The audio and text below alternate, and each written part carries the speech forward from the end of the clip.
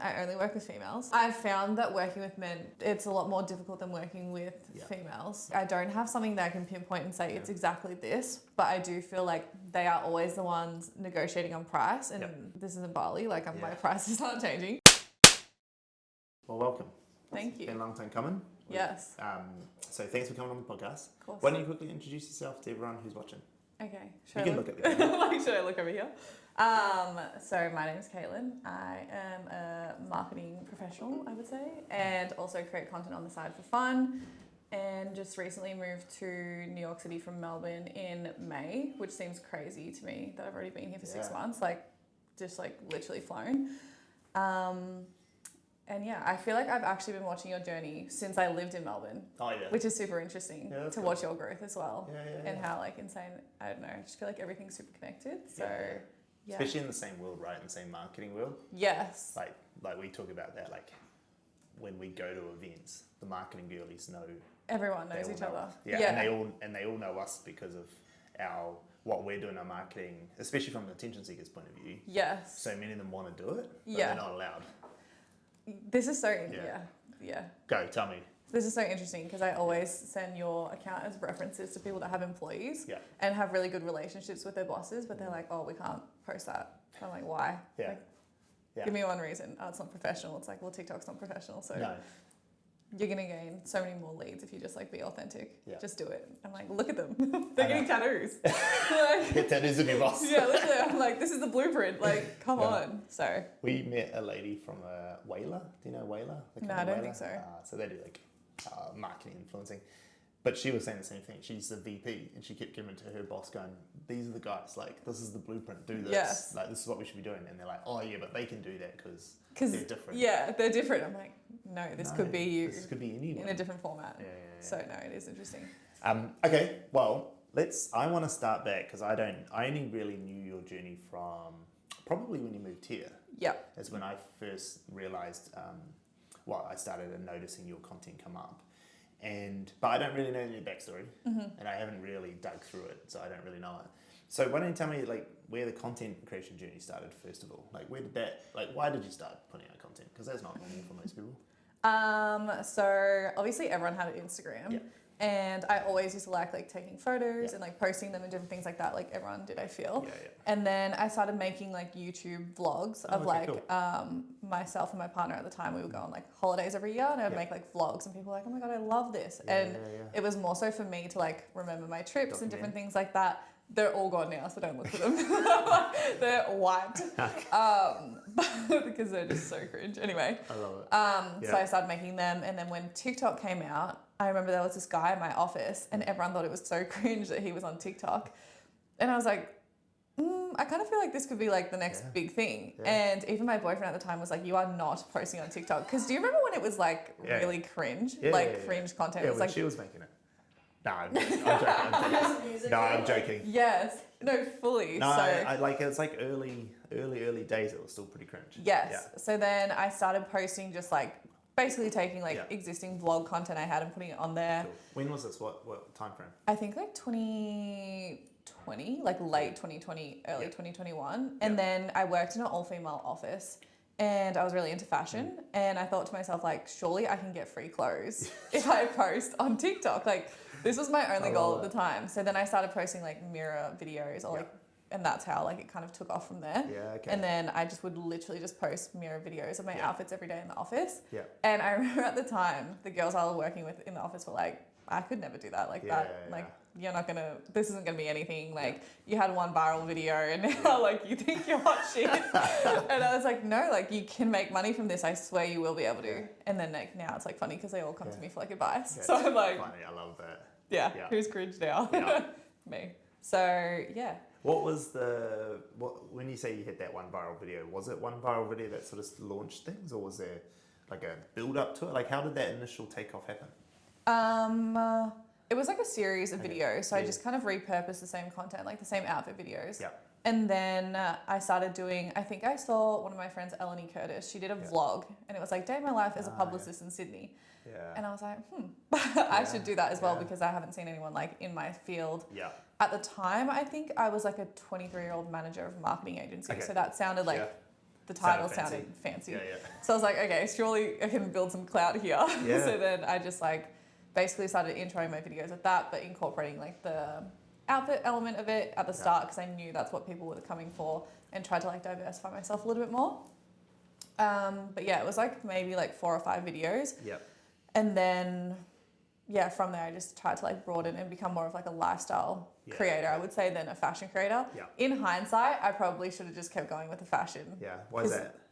Well, because when you niche down, you just grow faster. Yeah. So I could have probably grown a lot more. Yeah. But at the time, like it was more, and it still is, for enjoyment than it is for like monetization or like anything else. Okay. Interesting. Yeah. Oh, we're gonna come back to dig into that about niching. I wanna hear your theories. But first of all, okay, so you start making content, you got a bit of a following, and then why New York? How did that happen? So first of all, off camera, you told me that, which was interesting to me, that you're a citizen. So that's how you got here. Yeah. So anyone watching, that's one good way to do it. Just make sure you're born here, and then you'll be sweet. Just tell your parents to. just make sure they give birth to you here. But so you're a citizen. But why New York? Why come here? So my brother lives here. Okay. And we're really close. Okay, cool. I feel like he wasn't someone who was like academically like the brightest person ever, but he's very business savvy. Okay, so cool. when he moved here 4 years ago and like was just like, he was playing rugby. Yep. So we have like a big rugby background in my family. Cool. And so he came over here with rugby, and then COVID happened, but they paid for him to live here for a year. Cool. So it like gave him his kind of like head start. With New York rugby? That's a good question. Oh, you don't know? I've got no idea. I've watched so many games, but I've got no. Does he live in New York? Yeah, he lives in Brooklyn. Oh, yeah. So he must be with iron workers. Yeah, okay. So, and then we would come visit him, and I would come every year. So every year I would come to the States in general because my grandparents live in LA. Okay, cool. So I was like, I feel like I know America just as well as I know Australia. So then when I started coming to visit New York, I was like, I could never live here. Like, it's too busy. I love like farm energy. Like, I'm meant to be like a farmer, I swear. And then it's like the most opposite of place. And then he would be like, he would start posting like stories of his weekend and tell me he met this person and did this, went on this private jet. I was like, wait a minute. I'm like, you can do that. I'm like, well, if you can do it, then I can do it. Yeah. And then one day I was with my housemate, who you'll probably meet at some point, Talia. And we were just like a bit over like our jobs. We met at work. Like I was technically her manager. Okay. And I feel like we have like a similar relationship to the two of you. Like it's very like professional at times, but you can be just so like honest and real and get shit done. Cool. So I said to her, like, I feel like we could just do this by ourselves and like have more spare time, all this stuff. And I said we should move overseas because I feel the Australian market was very small and I hadn't like reached my peak in any way, shape or form. But I did feel I was going to like every like event that I was invited to, I'd see the same people, the same girls, the same, and love them all. But it just wasn't like challenging me to like meet new people, put myself out there, meet new clients. Everyone was very connected. Everyone knew everyone's business. A lot of tall poppy syndrome. So I was like, fuck it, let's just move to like London or New York. Yeah. And I was like, I hate cold weather, so let's move to New York. I know it's cold now, but London's like gloomy. New York is like the summer you're on, and then like the winter it's like. It has all the extremes here. Yeah. Whereas London doesn't. It's got like 4 days of summer. Exactly. And I'd not been to London, so I was like, let's do New York. So I was kind of the driver behind New York, and then she said, sure. Yeah. And then, we just scooted on over here. I love how you just pulled her along with you. That's great. Yeah. Oh, she's great. She's the best. Were you guys real close in Australia too, and that's why? Yeah. So we met at work, and then we lived together for 9 months on the Gold Coast. We moved interstate together. So then it was like, we literally spend 24/7 together. Like when people say like relationship, and we'll get on to finances. When people say relationship and friendship, this is a full relationship. Like at this point, I'm like, we shared a bed for the first 3 months that we lived here. Yeah. Went to gym together, worked together, like everything together. Went out together, met our friends together. Yeah. So we have a lot of tolerance for each other. Okay. Like we're together 24/7. That's good though.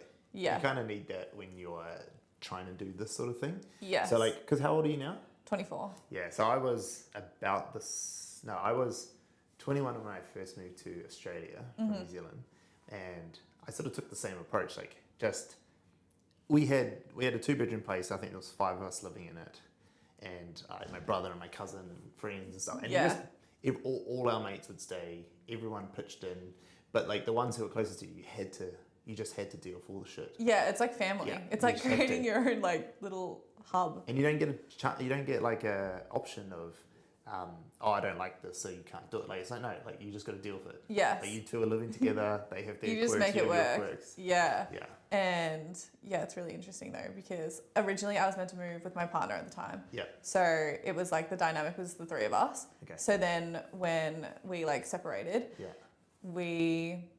then Tals and I were just like, all right, well, I guess this is the relationship now. Like, this is it. This is it. So yeah. And so, okay, so you moved to New York.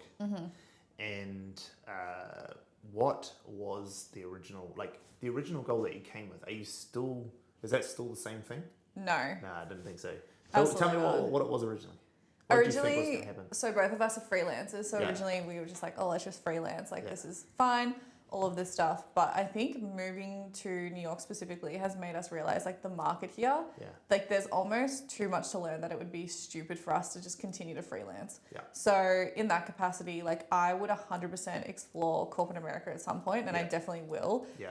Purely based on the fact that I've met other people and my friends, and like the knowledge that they exchange is just, I don't want to like obviously shit on the Australian market because Yeah. there's so many great businesses there, but like say we were working with clients that were making $1 million a month. There are clients making $1 billion a month here. Like it's just on a whole nother scale. And like the competitive nature of people here, like everyone works so much harder, Yeah. in my opinion, like to get jobs at least. Like people are going like above and beyond with their resumes. Yeah. Like people are hustling, and not to the point where it's like, I don't believe in like the finance bro, like burnout culture.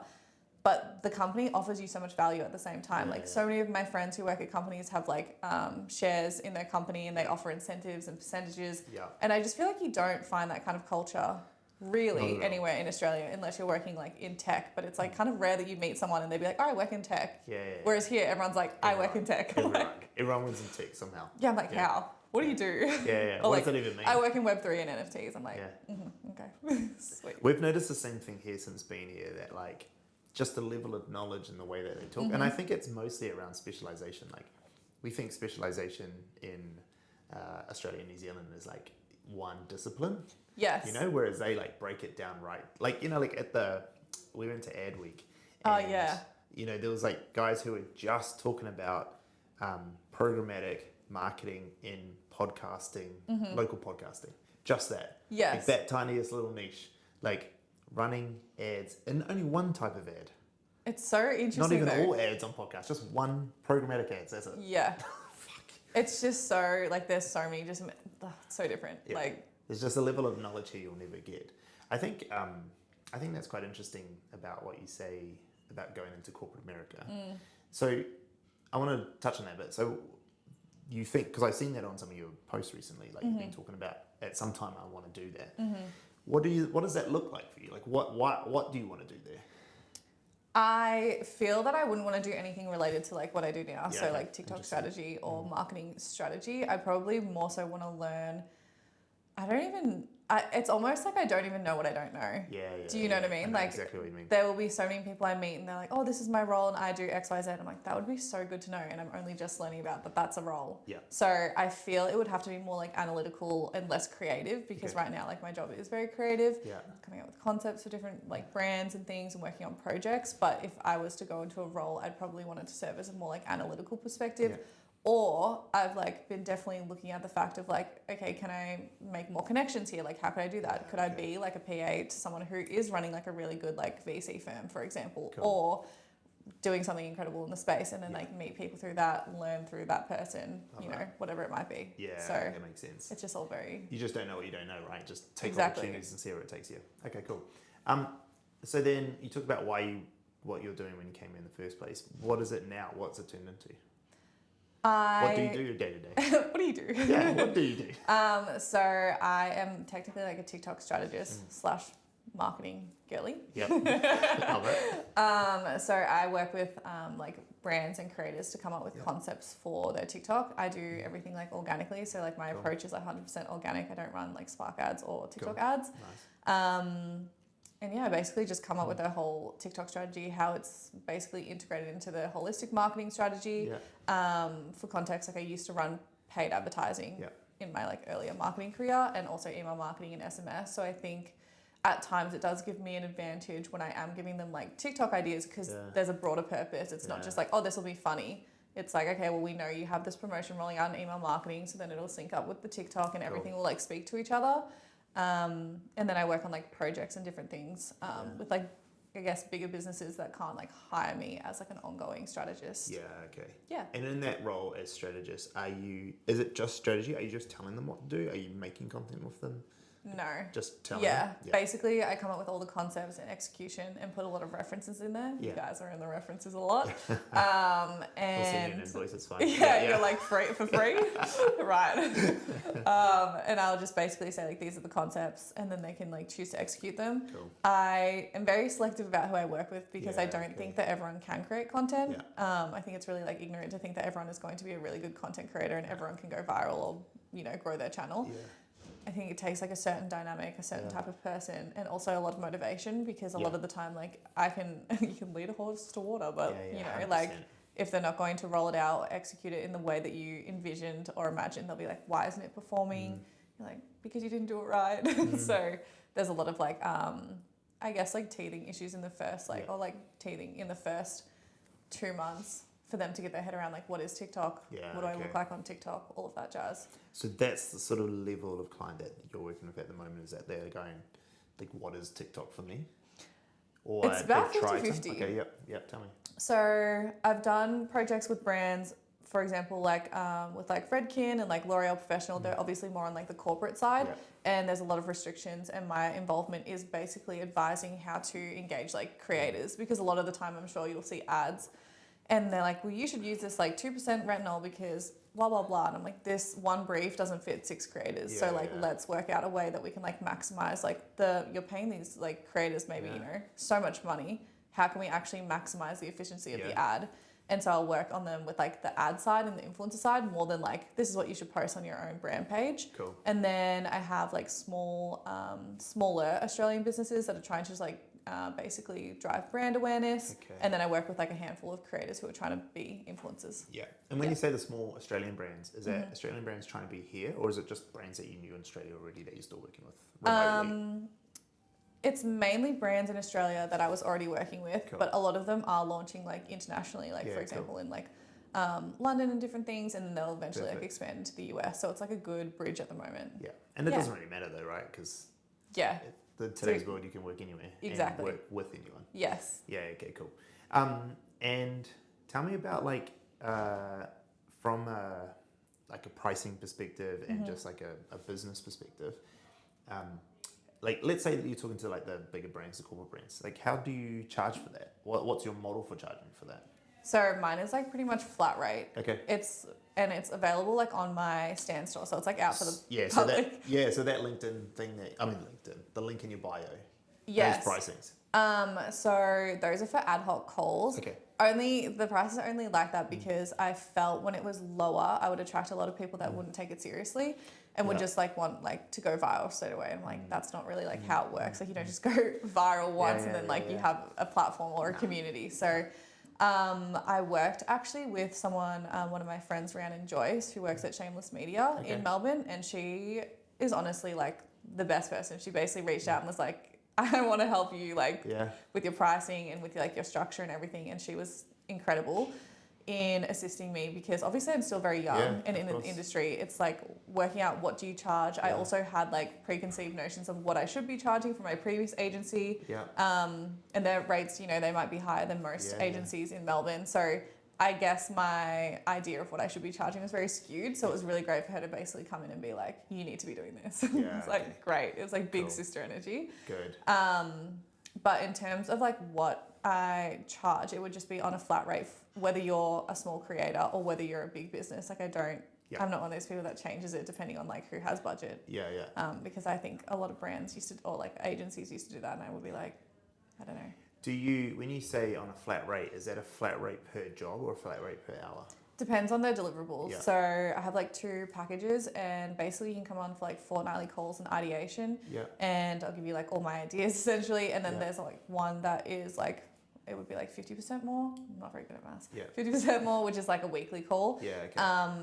a lot of people do opt for the weekly calls, which I Yeah. find super interesting. But Yeah. my motto is that we shouldn't really work together more than 3 months, because if you've not learned anything in 3 months, like my job isn't really done. you know. Yeah, makes sense. But I do have clients that I'll be coming up on a year with them, but I tell them every single month, like, you can do this by yourself, and they're like, no. Yeah. So Some you know. people just like the hand holding. Yeah. Like it's just comforting for them to know, and it also shifts blame from them. Yeah, it's also a lot Yeah. easier if you don't have to come up with your own concepts. Like, Yeah. and I think a lot of the time my clients don't even use me for like my ideas. It might just be like a soundboard for me to be basically like, oh no, like come from an outsider perspective, because a lot of the time when brands or people work within businesses, they can't like see the big picture. Yeah. So if a brand works for you like weekly for 3 months, what does that cost them weekly? Is that on See, your this is the financing. Like, is that what's on your link? no, No, that's different, right? That's Yeah. just one-off stuff. that's different. Do you when you do it like an hourly? So the calls, I guess, are they like an hour, 2 hours, or something like that? It's an hour, yeah. An hour. And then do you do much work outside of that hour? Oh yeah. All the strategy stuff, right, Yeah. leading up to it. So how much time do you put into that prior to that hour call? So I'll probably do 3 hours, so it's 4 hours total. Yeah. So basically, it works out to be like 100 USD an hour Okay. for like if they think about what they were paying. Yeah. Yeah. Okay, cool. And when you are initially starting with a client, tell me how that works. Like, are you just okay? Let's say I wanted to hire you, right, and come in and help us with our TikTok. How does that? Tell me how that plays out for you. Like, how would you start it? What's the onboarding process look like? What's all that? So actually, a lot of the time, I feel I say no to people and direct them. I also do like masterclasses. Okay. And so the masterclasses are essentially like for brand new people who aren't, I don't think, ready to basically be posting consistently, or they don't understand like the foundations of TikTok. Like they might even just be asking questions like, do I delete a post if it doesn't do well? Like it's really basic stuff that I cover in the class. Yeah. And I'll always say to them, like, do this class. After that class, you get a 15-minute one-on-one with me. Cool. Ask any questions, and then if I feel like we're the right fit, then we'll move forward. Okay, cool. But if you do have other brands that I feel are aligned, I'll have a 30-minute discovery with them, understand what their goals are. If they tell me that their goals are to go viral, I always say that's not going to happen. Yeah. And that's purely just because it's like anyone coming for paid advertising and saying, I want a 10 ROAS. Like, you can't guarantee anything on TikTok. Yeah. Like, there's no ROI. You can be like, yep. Did you say that to the Kiki boys last week? Oh, yeah. Yeah. They were like, we want this. And I was like, that's great, but... Yeah.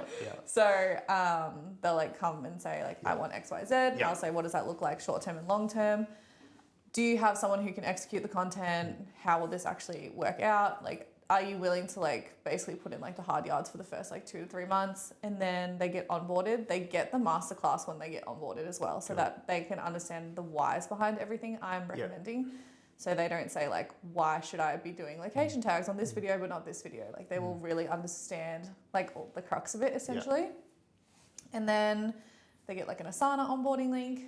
They put like their favorite coffee in there. Nice. You know, just like little things. All the little bits. And then, you know, if they are with me for like a while, they'll also get like gifts and different things, which I like to do because that's like my love language. Gift giving. Good. Yeah, I love it. So then that's like, so even the bigger brands, that's how you do it too? The bigger brands, it's more so me fitting in with their schedule. So they would say, generally speaking, like, this is the meeting time we're having and we want XYZ deliverables. And I'll say, no worries. Okay, great.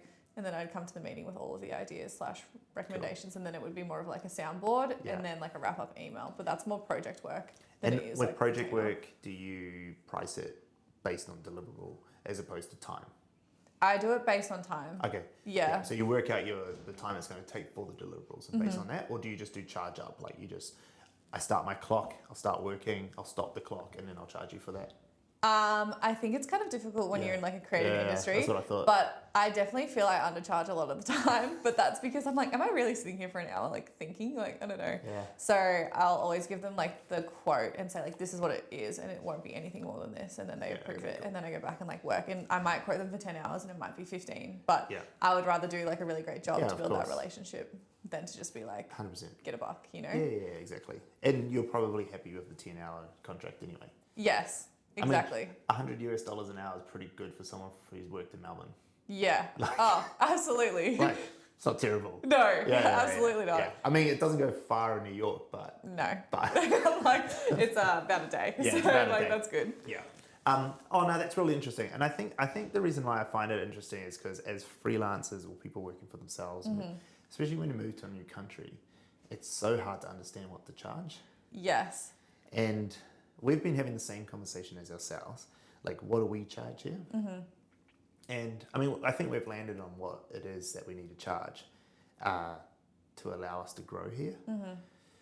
But like, it's not easy. Like even the pitch we did yesterday, you say these prices, and there's always that moment that you're like, yes, fuck. You're like, what are they going to say? Are they going to pay that? You know it's worth it. You know what you're doing is worth it. You know that it's valuable to them. It's going to deliver for them. But because it's a different currency, it's a different market. Yes. All these different factors come into play. You have to be like, well, what do they think of that dollar? And then the other thing is, if it's too low, then it's like, then you're like, oh shit. And so like yesterday we went in with a price that we thought was real reasonable, but for us it's like it becomes a big deal because it's US dollars. Yes. We're on. I find it. I would be interested to have a conversation with you about like where you sit from a pricing perspective, because I think you probably have more value. I don't feel like you're pricing in your knowledge. You know, like you're not pricing. You're pricing in the time. Yes. But you're not pricing in the years before. Yeah, but I also think it's all like very relative here, because it's like that fine balance between like, well, if they don't use you, they'll use someone else. So I feel I'm in the phase of my at least freelance career where I am building my portfolio still. For sure. So whilst, there might be like, I've done work for free so many times just to get like the name on my services deck so that when someone else comes through, I can charge what I want to charge. So do you want to know why I think that? Yeah. Because you have an audience. We never tell a client ever who else we work with. Yeah. No one knows. That is so interesting. We don't I have actually a have services noticed deck. that about your account. I'm like, who are their clients? No one knows. Yeah. We won't tell you. Gatekeep. Ilsa. So we've got a client who, she came and met me and she was like, oh yeah, like I want this, blah, blah, blah. And we'll talk through. And I was like, yeah, cool, this is the cost and everything. And she's like, oh, who else do you work with? And I was like, oh, I can't tell you, it's confidential. And she was like, what do you mean? And I was like, no, we don't. It will be confidential when we work with you too. No one will know we work with you. Yeah. And then she went away and she came back. She's like, and then she ended up signing with us. She goes, I only signed with you because you wouldn't tell me. Yeah. And now that I'm in, I want to know. And I'm like, you're still not going to know, but just come into the office and you might see them around. Yes. And we actually get that a lot, like people going, the fact that you won't tell us wants us want you more. Yes. So we use ourselves as the, like people go, oh, who have you worked with before? I'm like, me. Yeah. I've worked with me. Yeah. Like, exactly. see what, and you've got that. Which is interesting because I think I have like 5 brands that I'll say I work with. And then I have like, under my umbrella, it will be 30 that are confidential. Yeah. But they're confidential for different reasons. Yeah. Like it might be, of course. Whatever it is. Exactly. But yeah, a lot of the brands I work with also are like marketing agencies or PR agencies. And it's like, funny, one of the PR agencies I work with, it's like I'm doing like their PR ideas, but they're like amazing and they send me so many referrals and they're just like the best people ever. Cool. But a lot of people think it's funny when I say like, oh, I do strategy for PR agencies, or I do strategy for marketing agencies, or like I'm actually doing a seminar with a TikTok marketing agency in like November, December on how they can like improve their clients, but they're a TikTok agency. So it's like interesting because a lot of the time people are like, we don't want anyone to know that we're working together. It's like, I'm like the side bitch. Like, I'm like, you have like the wife, and then I'm like, I love that. That's such a funny way. I'm like, I'm really the secret. Like they're really texting me under the table. Like, But it's so true. Like, because it's with everything, right? Like even in construction, you'll hire a consultant on a piece of a job. Yes. Because you don't have the expertise to do that part, even though you tell everyone I do everything. Yeah. It's the same with agencies. Like, we have a consultant for YouTube who comes in and helps us with YouTube stuff. Yeah. Right? Because we don't want to hold that seat in business because of how much it would cost us. I mean, we're a little different to you in terms of scale, but like you'll do the same thing eventually. Like you'll have a client go, I need this piece, and you'll be like, well, I'm going to need some support on this piece, so I'll get someone else in to talk to that piece. And so agencies do the same thing. They will want to white label your services so no one knows it's not them. But I think that's fine because you can earn a living because of it. Yes. So you're not going to be. Yeah. At the end of the day, I'm like, Yeah. I think I don't need like the notoriety. Nah. It's like, what does that mean? That No. people are like, oh my God, wow, you work with this brand. It's like, okay. Yeah. Like, at the end of the day, if I can live in my apartment in New York and go out with my friends for dinner, like, that's all I care about. Yeah. I mean, you're 24. It's Yeah. I'm like, but I do think that that's something like a lot of agencies and a lot of marketing people will give advice of build up a portfolio, build up a history of work, so you can then charge what you need to charge. But that's because they suck at doing their own marketing. this is really funny because I actually have this thought, like the amount of calls I get on where people have been like burned by agencies, which is like the most common like thing that they say. It is so hard to find an actual like good agency. Yeah. Well, I think what happens in the agency world is agencies have to charge what they have to charge because of the size of their business, but also because they understand the value. And then clients won't let it run. No, They won't give it the time. never. No. And They're so patient. until you like when you hear all the success stories of agencies doing good work, it's because the client was good, not because the agency was good. So our biggest client in New Zealand, the success we've had with them, which has been outrageous, wasn't because of us. It was because of them. Like we did a good job, but we were only able to do a good job because their CEO was the fucking man. Yeah, And he just went, done. I'll let you do whatever you want. exactly. Like And the then trust factor. The trust. Yeah. And so I think that idea of, where we got burned by agencies, that for me is like, The biggest red flag. fuck yeah. Because it's like, okay, so you didn't give them enough time, was it? Okay, Or they'll got it. say like, I was with this agency for 2 months and then I moved to this other one for 1 month. I'm like, Yeah. all right, bye. Yeah. Sounds like it's you. Yeah. Yeah. It's like, if you're in a room full of assholes, maybe you're the asshole. Yeah, You know? exactly. Anyway, I just think it's something to consider for yourself is that how do you rebrand yourself as I am the thing you're buying because of all this that I've done, as opposed to all the work I've worked on. Like I'm good because I'm good. Yeah. Because you are, right? You're like, as a solo creator in the niche that you've got as well, because it's such a saturated niche that you're playing in, like the lifestyle, marketing girl lifestyle. Oh my God. It's like one of the most saturated niches. Come to work with me. Day in my life. So Like, hard. my God, it's so boring. But it's so hard. Yeah. And you've done it. You've been able to build it, and you've even got the backstory of you play on the Australian and New York sort of card. Oh, people love that. Yeah. Even though we found out that's a lie. Yeah. She's a liar. If there's anything you take from this, she's a liar.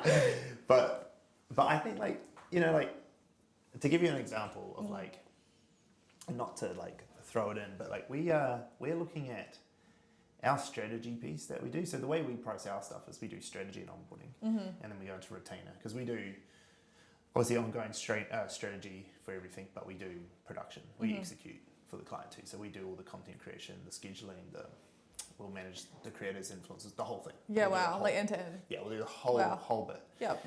But our strategy onboarding part, where we're figuring out the strategy and giving them the ideas and what it is, like in the US, we've been pricing that anywhere from, depending on the size of the job, 50 to 150,000 for like 4 weeks.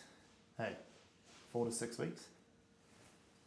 Yeah, 4 to 6 weeks, which is outrageous in US dollars for us. But it's also like, the value. We know the value. So, We know the value. yes. And there's a difference with us, I think, and yourself, because there's agency versus solo person. Yeah. You can't charge the same as an agent. You never will. No. But you also don't have the same overheads. So don't have the same overheads. But I still think that, like, if you think about a package, the initial part's the hardest part, and people are willing to pay so much more upfront than they like to get things fixed or done. Yes. And so I reckon that you've probably got an opportunity to just say to people, like even small brands, going to them, look, it's going to be 3 to 5K to onboard you for this first month. And they'll probably just go, okay, cool, I get that. Because then I go to 400 a week. Yeah. You know? Yes. Yeah, You know what I I know mean? what you mean. But then you can then go, cool, what could I do for these people if I had $5,000? Yeah. I think that is a lot of the time. It's always like the people that pay like the lowest retainers who want the most. Oh, always. So it is Always. like... Fucking always. Or it's finding like... so I pretty much like only bar one. I only work with females. Yeah. So that's like probably an interesting point. Like I've worked with men in the past, and I think given my age and also... Yeah. just like everything. I do find, this is very generalized, Yeah. but I've found that working with men, it's a lot more difficult than working with Yeah. females. Yeah. However, like I have found that over the last like 5 years working in marketing, not just when I'm a freelancer / contractor. I'm not sure, like I don't have something that I can pinpoint and say it's exactly this, but I do feel like they are always the ones negotiating on price and bartering price. I'm like, this isn't Bali, like my prices aren't changing.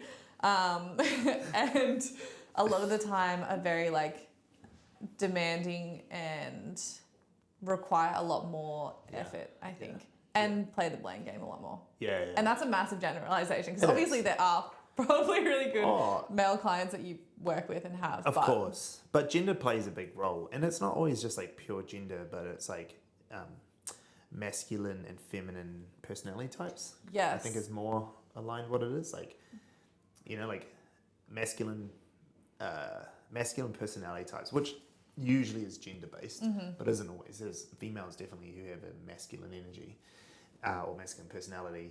They are more confrontational, more willing to like be direct with you, and they don't mind trying for shit. They don't mind trying for a discount or whatever it might be. Whereas, the more feminine personality types are less likely to do that. Yes, Because, and don't get me wrong, there have been like women I've worked with who said like, can you do a better price or this or that, but it doesn't go as far as like the negotiation, you know. Exactly. It's not the hard push for that. No. Which I find interesting. And there's also a big thing in culture too. Like when like there's certain cultures who like they have to ask you for a discount. They can't not, and you have to give them one if you want the business. Yeah. And to the point where like I used to work in hotels, and we used to work in one hotel that did a lot of we built an Indian wedding business to it, and my boss who was Indian said to us like, you need a price in the discount. And we're like, what discount? They're like, they're gonna ask you for a discount at the end. You have to price it in. They know you've priced it in. Yeah, so don't like go with your final rate because they're going to ask you for it. Yeah, so they're assuming whatever you ask them, it's got your discount built in. Yeah, I almost think of it like influencer work. Like you go out with a rate that you know is like maybe like has 50% mayo on it, and then they're always going to like try and get you to come down. You may as well just put like an insane rate out there, and then like they're anchoring. You know, you got to anchor people. They will always negotiate. We were talking about this the other day. We had a meeting with a guy who runs a branding agency here, and him and I were both talking like we love it when a client's like, we're not. They're like, ooh, like I think maybe we're gonna have to think about that. We might you're just a bit above what we wanted, and when you're at that point, when you're just a bit above, you're at the perfect spot because you're gonna have to negotiate, and then they'll negotiate to you where you want it to be. Yes. You know, or like a real good spot. Yeah. But if you go too high, they're just like, oh, sorry, we can't do this. Yes. And then they don't want to ask you to come down too low because then what are they sacrificing? Yeah. What are you not going to do for them? But if you're too low and they say yes too quickly, you're like, no, I definitely have money on the table here. Yes, like I definitely could have gone higher. The amount of clients that like I'll be in a pitch meeting with them, even small clients, and I'm like, oh, onboarding's 15 grand or something for personal brand clients. And they're like, oh yeah, cool, can we start tomorrow? Or can we start right now? You're like, should have done 25 and then come down to 20. But I feel I don't negotiate with my work. Yeah. I only negotiate with like the influencer side of things. Well, like I don't like using that term influencer, but you know. Yeah, creators and stuff. Creators. Yeah, it's the same stuff. People just trying to make new terms from it. Right. Exactly. It's like plant-based. Yeah. You know, it's like you're still a vegan. It's vegan. Yeah. It's the same thing. But it's hard to negotiate when you're on hourly. Yes. People won't usually negotiate too much on hourly rates because it's like, okay, well, I'll just use you for less hours as opposed to I need you to come down an hourly rate. Yeah, and I think a lot of the time with my work, because it is like very creative and like coming up with concepts, it's like you can't actually put a dollar value on like, again, time or anything. So it does factor in like creativity. Because like my housemate always says, Talia, she's always like, they can't go get your ideas somewhere else. Like it's not like with paid advertising, obviously you could probably go to like 5 people who have left one business and get the same service. But she's like, they can't like physically get like your ideas and your marketing experience somewhere else. So that's why you need to price in this way. And she's really great at that because she's the finance girly. That's Talia. Yes. Yeah, okay. Okay, we're going to get into this soon. But I'm going to push on this one last time. So that pricing in your creativity is where I think why I think your pricing needs to change. because, well, not change, evolve. That's probably a better way to work. Because you, like, when you look at it hourly, or at least in the initial stage anyway, because that's where all the initial ideas will come from. When you first start putting your mind towards a project, you'll come up with all the main ideas, especially when you stop and think about it. And that could take you 3 seconds, or it could take you 45 hours. Literally. And so you shouldn't be charged for, you shouldn't be penalized for your ability to think faster, right? Because like, if I want something quickly off you, I shouldn't expect to pay less because I got it off you faster. And if anything, I should be paying you more because you got it to me faster. Yeah. So when you charge hourly on creativity, you're incentivizing you to take longer, and that's not how creativity works. No. Oh my God. Sometimes you'll be sitting there and like, you know, when you have those weeks, like literal weeks where your mind is just like empty. Yeah. Like, this is funny. Is it ever going to work again? Like, okay, great. We know that feeling. Yeah. It's the worst. Yeah. I'm like, are you going to work? Like, do your thing. Yeah. Like, what do I need to do? And then some days you'll like we talked about, we've got some particular clients on the go at the moment, and you'll like The laugh. yeah, you'll like do the thing. You'll like have this client come on board. And Yeah. you'll, like charge them for all this time that you need to do it. It'll be like a 4-week thing, and we'll sit there and like 30 minutes later, like, we got this. This is gonna fucking go off day one. This is gonna be viral from day one. Like, we know it is. And then it will go on to do what we thought Great it would things. do. And we're like, shit, like we said we were going to take 4 weeks. We can't deliver this for another 3 weeks. Like, we've did this too fast. We have to pretend like this took You're longer. like, Yeah, let's just put that on the pile and we'll come back to it in 3 weeks. Right. And like, sometimes like, it's hard to explain to clients that that's not how creative processes work. They're not a linear thing. There was this really good article I read maybe a few months ago. You know Meadow Lee, right? The margarine Meadow Lee. Oh, yes. Yeah. So do you know the, you might be too young for it, but the Congratulate Her? No. So there's like an ad campaign that was really famous in the 90s and 80s in Australia. And it was about Congratulate Her. It was a campaign for mums who used margarine, and we should congratulate them for using that and all the hard work that they do, even though it turns out margarine's terrible for you. But anyway, at the time, right? It won all these awards. Okay. And they asked the marketing agency who came out with it, like, you know, how did you tap into all this stuff and the psyche of the modern day mother and all the blah, blah, blah. And they're like, oh, nah, we just needed a word that rhymed with polyunsaturated.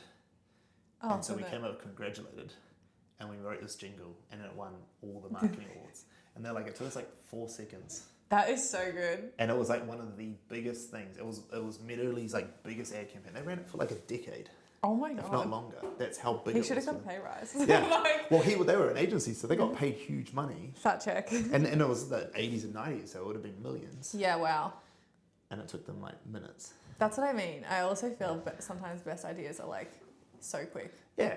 I think that's why, I think when you think about your pricing, Yeah.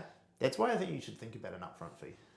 I definitely want to move away from retainer. Yeah. Like next year in 2024 and just do projects. Because Nah, don't. okay, this You will need make someone sense. retainer. This will Okay, make okay, sense when we tell me. talk about finances. Okay, let's go. Get into this. So, okay. Tell us the backstory of finances and why you don't manage them. So I'm horrible at maths. Okay. Like this is my fatal flaw, some would say. Like I will tip people like 50% because I'm just not quite right. So like the tipping here, like they really said jackpot with her. Like Yeah. so I'm like horrible at maths. I dropped maths in year 9. I literally cannot do it to save myself. I've never budgeted. I've never been on a budget. Yeah. The only time I like saved money was I bought a house with my ex-partner, which Yeah. we still own to this day, which is fun. Together. Yeah. Yeah. Love So that was the only time in my life where I've actually like put money away and like understood like, okay, you need to put away 70% of your paycheck if you want to buy a house. Apart from that, like you could ask me how much is my account right now. I will have no idea. So Talia. That's not even math. It's just like actual like what's it called, like Yeah. financial illiteracy, is Yeah. that what it's called? Well, you're financial illiterate. That's me. Put that in the dictionary definition. Anyway, So Talia manages all of our finances. Okay. So she is a full finance girly. Okay, Like cool. she puts all our Good. tax away. She talks to our, I don't even know what our accountant's name is. Like I know our one in Australia, but not the one here. She does all of our money. She just like separates it, does dividends for everything. Yeah. Like, Good. so she tells me, and she pays our rent as well Good. out of our account. So glad you've got Talia. she's a Wonder Woman. Yeah. So in my head, like, I just have no idea what's going on. Like, Yeah. it's just like, is this profitable? I guess we'll see. Like, she'll tell me. Interesting. So all of the money that comes in from her work and my work is Yeah. in a joint account. Yeah. So it's like full relationship. Cool. Love And people find it really bizarre when I say that, but I'm like, I couldn't live here without her and she couldn't do it without me. And it also makes you really accountable because you're like, okay, we're trying to hit, well, she knows, I don't know, Yeah. we're trying to hit X amount of dollars per month, or we need this, you know, our rent alone is like 4,500 USD a month. Yeah, so I'm crazy. like, okay, that's Yeah. like, if we're working Australian dollars, it's like 7,500 a month for rent. Minimum just to live here. So then it's like, okay, you need to be hitting that. Plus you need to be able to have like bills, spending money, gym, like all of the other like necessities, groceries before you even hit spending money. Yeah. So with her, it's like that's like her revenue. And because she does have a lot of retainers, it's like she would work as the always on retainers. And then if I was doing projects, it'd be larger sums, but we would still be covered, if that makes Yeah. sense. What's her work? She does paid advertising and Okay. specialises in email marketing. She's brilliant. Yeah. Okay. Like, Cool. She's great. Yeah. So it makes more sense for her to be on retainer. Yes. Yeah. Yeah. So then project work isn't bad if you're just going to be strategic. Yeah. I also feel I'm more creative when I do projects versus Yeah. retainer. That's fine. That makes sense because like retainer stuff for us is execution. Like the strategic team is quickly out of retainers. So like as fast as possible, Joni and I will get off retainer work. Like we'll come up with the ideas, we'll get them executed. They work. Okay, cool. Don't talk to us. Like Yeah. go to the next client. They'll bring us in if we need to re-strategize or there's a new brief or whatever. But yeah, myself and Joni don't get involved in the retainer stuff at all because it's not for strategic people. No. It's for producers. It's like analytical. It's just Yeah. more like, Just make stuff happen. yes. Yeah. So that's why I think you should think about project fee. Like you should think about project fee. You just think about like rather than thinking of it an hourly, just go, how many projects do I want to do a month? How much? Well, first of all, how much money do I need a month? So ask Talia, how much do I need? Literally. And then how many projects do you want to do a month? Like how many Yeah. do you realistically think you could work on in Yeah. a month or 2 months? Maybe a 2 month period because projects might take longer than a month or 3 month period actually because you work on quarterly sort of. That's more American to work on quarterly anyway. And then you just divide that. So Yes. so let's say you need Yeah. 20 grand and you need 3. So okay, I need to charge 7 grand per project. And you just charge it like that or a little bit more, whatever. Yeah. But then you can also work from a cash flow perspective where you can just say, cool, pay us up front and then I'll work with you for the next quarter. I reckon like as soon as you do that switch from that to hourly to that, like most people's revenue will go up 4 or 5x overnight. Yeah. And they actually end up doing a better job for their clients because now you're not going, oh, but they're not going to pay for this and I just need to get this done. Yeah. As opposed to I need to do the best job possible because they've paid me all that money. Yeah. Pricing's just so hard. Especially I think when you're 24. Like people just don't have that trust factor that when you are like a bit older. They're just like a little bit, I think they're a little bit more hesitant though in my experience. From like the bigger brands. Like if you think about like the fashion brands that will come to me because I'm a girl and I'm also 24, I do find there are biases. Because I only say this because I have a friend who's a guy who's a bit older, like 29, in the same exact industry, who never. I'll be like, oh, do you find this? No. Yeah. Oh, do you find this? No. Okay. Maybe it's the clients I'm trying to work with. Like. There is definitely a difference between. I mean, this isn't the only reason, but there is one of the reasons for gender pay gap is that men are just cocky. I'm like, have you met them in this city? Like, they are next level in this They're city. next level. Like they're just cocky. They'll just ask for more money. Yes. Like the difference between me and my partner Claire is that like I'll just go, oh yeah, this and that. And she'll go, how could you do that? Like yeah. blah blah blah blah. Even the guys on my team, like when they ask for pay rises, are just like much more significant than what the girls ask for. You know, and I mean they don't get them because You're like, I'm a no. tight ass. But like it just is what it is. They Yes. Just, I mean we like Nate, who's our ECD, he took a pay cut to start, and then he got his pay that he wanted when he finally delivered what we needed to deliver. And literally like 2 months later, he's like, okay, I want another 40 grand.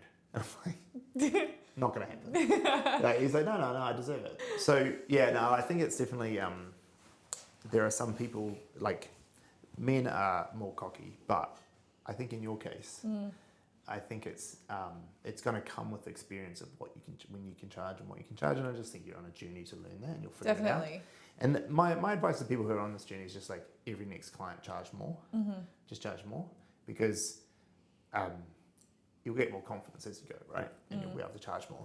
But it's not charging more just to make more money. It's you're trying to find the place. Like for us, it's going, I need to charge this much money so I can actually dedicate resources to you. Because like when we charge too low and we know what we need to do to make this work, we can't give them the staff that they need. Yes. Like this client that we pitched for yesterday, we pitched them really fairly of exactly what we think we need if they want what they want, which is what we do. They want what we do. Okay, well, if you need that, you need minimum 4 dedicated staff who just work on yours, plus a whole team of other people to support them. Yep. So that's going to be 40, 50 grand a month. Yes. Like that's just what you're going to have to pay. Yeah. And especially because you're going to need people local to New York that they're going to have New York salaries. Yes. So yeah, a lot of my clients are still like in Australia. So, yeah. So then it's like, and then you convert it, like it's 50% off. Yeah. So it's a little bit different. Your AU clients are going to struggle to pay the pricing that In New American York. clients. Yes. But that's okay. Like, do you get many people in New York wanting to do work with you? Have you found much here? Yes, but not on retainer. Like they normally do the master classes Yeah. because it's like super affordable for them. Are they quite small businesses?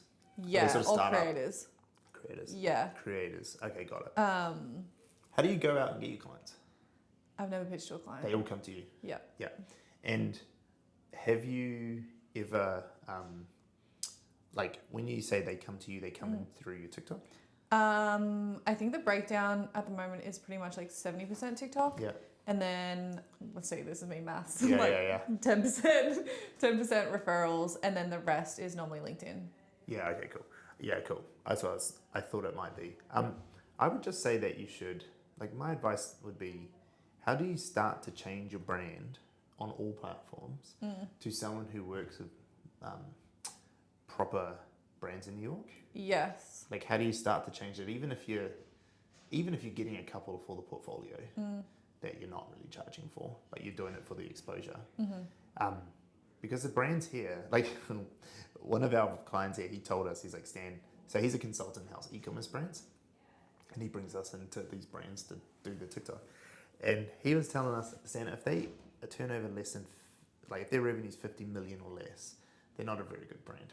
Like Yeah, they don't they have a brand. It's so insane here. Like in New Zealand, You would be crushing. you're the biggest D2C brand in the country. That's like 90 million New Zealand dollars. It's true though. And so I reckon there's probably 1,000 like fashion, beauty, like things that align with your brand already, because that would be a big factor for you, because alignment. There'd be 1,000 of them who are turning over 10 mil. Yeah. Oh, absolutely. That would all just take you. But I also think I find a lot of value in doing holistic marketing strategy, not just TikTok. So 100%. that's where I'm like, But you have a lead in, right? yes. So we're the same. People think we're TikTok or personal brand. Yes. And then you're like, No, but we do also, it yeah. We're going to pitch tomorrow that's a full advertising. Like there's TVC, there's out of home, there's all still. Do you guys do paid ads? We outsource it. Okay, cool. Yeah. Which is something we're going to talk to you off camera about. You're like, Talia. while And now you're I found here. out it's Talia Yeah, that we're like, going to talk to. I'm like, while you're here. But no, it's something that we've always outsourced. Yes. But it's something that we had a conversation with TikTok yesterday, and they're like, you need to bring this in house. You need a freelancer, and you need to bring it under your own account because you're losing the what we will give you as like support. Yes. Because you're not bringing it in house, and you give it to everyone else to do. Yeah. We strategize on it. Like we tell them how to spend it, but we don't manage it. Yeah. I got a team of creatives. Yeah. No one on my team can do math. So yeah. But I honestly, like, just so you know, like from what I've learned so far, and I haven't been there that long, but pricing's been a big thing from what I've read and what I've talked about and the people that we're talking to. And Niven, who's a client, he's not a client, he's a consultant that we work with. He, after talking to all these people, where you're sitting at the moment in the market, I wouldn't be surprised if you pitched a brand who turns over even a couple million a year. If you pitched them $9,000 for an initial strategy, they would bat an eyelid at it. Which is so insane. Yeah. Imagine doing that once a month. Yeah, I know, right? You crush it. You're fucking going out having $20 cocktails every night. No worries. I'm like, there's I'll shut the whole bar. Yeah, I'm like, dinner is on me, ladies. Yeah. But that's actually the value that you offer. Yeah. And because you can do more than TikTok, you come in going, oh, I know TikTok. But then you go, actually, this strategy rolls up to everything else. Yeah. Now they've just gone, holy shit, we got a steal here for $9,000. I think, a lot of the time people think that I just do TikTok. And I guess not like a frustration, but a lot of the time you see people who are like, I'm a social media manager, or I do this, or I do that. But I'm like, unless you actually understand like holistic marketing, you're just pretty much putting out like video ideas. There's no strategy. There's no strategy involved. And like, obviously you guys would know, you created like an incredible series where you knew you were coming to New York. So it's like backtracking all the way and being like, okay, well, how are we going to get here by doing X, Y, Z? Exactly. Instead of just being like, oh, we're going to New York. What's the content we're going to do around that? It's like completely different. You got to have a whole strategy around it. And the strategy can't be so fixed that like you can't move. Yes. But it also has to have foresight of where you're going. Like we often come on, we know where we're going. By the time we get there, it's completely different. Yeah. Because you don't know what the crowd did, what the audience did and stuff like that. But if you think about it like this is one thing I want you to take away. If you think about what it would cost to hire a marketing manager in New York, right? We're talking like 120 to 180K for these brands to hire someone at that level, like to run all their strategy. So monthly, that's 10 to 15K employment costs. So if you come and go, oh no, I'll set your whole strategy for $9,000. Done. Right? No worries. Do you see the value? Yes. That's why I think you've got to think not hourly. Yeah. You've got to think value. Yeah. You've just instead gone to these brands. You don't need to go hire that 150K salary. You can go hire 2 creators and I'll come and tell the creators what to do. Yeah, I always say that. I'm like, unless you have someone who can execute, there's literally no point in having me at all. Yeah. What are you going to do with my knowledge? Nothing. Niche. That's it. Right. That's how I think you should think about it. I talk to people about this a lot often. Like you got to think of value because it's not just so you earn more money. It's so you can do a better job. You can't do as good a job if you're on hourly. You just can't. Yeah, I agree.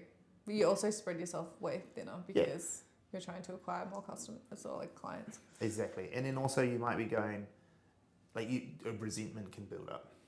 You're like, I did too much for this person. Yeah. We've got a client now who I undercharged when I first took them on. Well, I didn't undercharge them, but they were quite a difficult client, and so we gave them more to shut them up, and then they blew up, and now they're at like 60,000 followers and had 40 million views, and it's been 4 months. Wow. And it's like, fuck you. Like we've all got resentment. Yeah. Amazing. So happy that they got it. Yeah. So happy. But resentment, right? Yeah. It's like, fuck. Yeah. I just gave you $1 million portfolio, $1 million profile. Yeah. You know what I mean? I'm very fortunate. I feel like all of the clients I have on retainer now, they're all fantastic. Yeah. They're great. I don't actually have one that I'm like, you suck, which is crazy. I'm sure I will at some point. Yeah, I mean you do, and they come and go. And we got amazing clients, and look, our clients that are difficult are our favorite clients because they actually teach you the most. They like push you, I feel sometimes. You learn the most from it, by far. Okay, before we wrap up, what's the next 6 months look like? Because you've been here, 6 months now? Just a give or take? I think less going out. This is why probably... you're 24. This is when you've got to do it. I'm trying to get this one to go out more. Oh my god, you should come out with me. You're like, or maybe if you give me the right time. Oh. Sore spot. I was like, we'll discuss. She's been waiting for that for a week. She's like waiting, sitting on it. Next 6 months, I definitely feel I will have a look at what's around like in the corporate world. I don't want to take like the first thing I see, but I also know it does take a long time to secure a role here, like normally like 2 to 3 months in terms of like interviews and different things like that. Yeah. What sort of role do you want? Do you think? I know you don't. You say you don't know what you don't know, but like, what would you first start to look to apply for, or what sort of company? I think I need to work somewhere where I have an interest in the business, only because I will lose motivation really quickly if I don't find it interesting. Like I can't go work for a company where I don't believe in their product or service. Yeah. Yeah. That's something completely different to what you're doing because you want to learn or something aligned. Yeah. So know how to do paid advertising, so not that. TikTok, not that. I also want to continue to do my other work on the side. Yeah. So masterclass, so it can't be anything that competes with that. Yeah. Okay. Cool. So this is why I'm like, what do I want? What does that look like from a salary perspective? Do you mind me asking? Like looking for roles. Yeah. Here. At your age. From what I've gauged, I find it maybe a little bit different from my age because a lot of the time, here, people have only just started working at 23. I'm like, babe, I've been working for 10 years. Like, true. So it's like anywhere between like 100 USD to like 190 USD, which is like 280 AED, I want to say. If on the higher end, that, bro. It's crazy though. Yeah, but even Talia and I were saying, like, even if you took a job that was 80 grand here, which is low for our industry, that's like 135 grand AUD. Which is obviously high. It's very relative because you're living in New York, but you're like, well, that's not that bad. That's the thing with New York salaries is that it drives the price of everything up. Absolutely. Like I know people that are on 450. I'm like, 450? Take that to Australia. That's like 700 a year.